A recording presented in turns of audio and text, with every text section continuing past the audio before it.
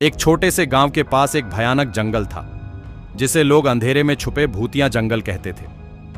वहां के लोग मानते थे कि उस जंगल में भूतों की आत्माएं बसती है जो रात के समय अपनी संवेदनाओं की चीखें सुनाती हैं। एक रात एक साहसी युवक नाम विक्रम ने अपने दोस्तों के साथ उस भूतिया जंगल के खोज में निकला।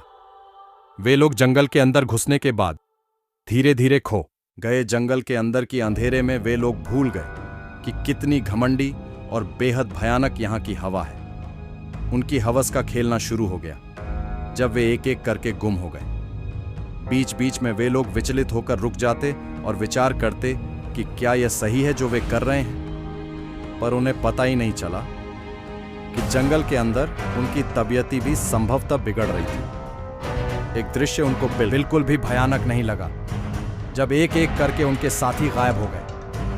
विक्रम अकेला और डरे हुए महसूस कर रहा था। जंगल की अंधेरे में उसके दिल की धड़कनें सुनाई देने लगी और बिना किसी स्वर के वहां कुछ भी नहीं था।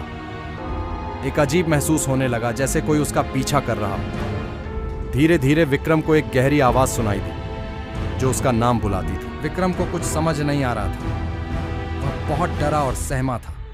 उसका पूरा शरीर पसीने से लथपथ था।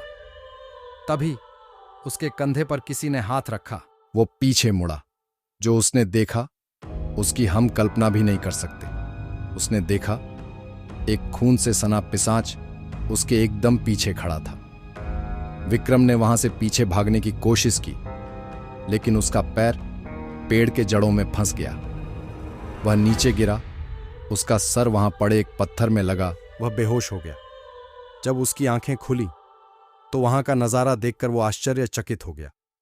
उसने देखा वहां कोई भी जंगल नहीं है। उसे कमजोरी महसूस हो रही थी। उसने देखा उसके गर्दन पर दांतों के निशान थे। तब से लेकर अब तक वह उस भयानक दृश्य को भूल नहीं पाया। उसे कमजोरी महसूस होती रही, जैसे हर दिन उसके शरीर से रक्त निकल रहा हो।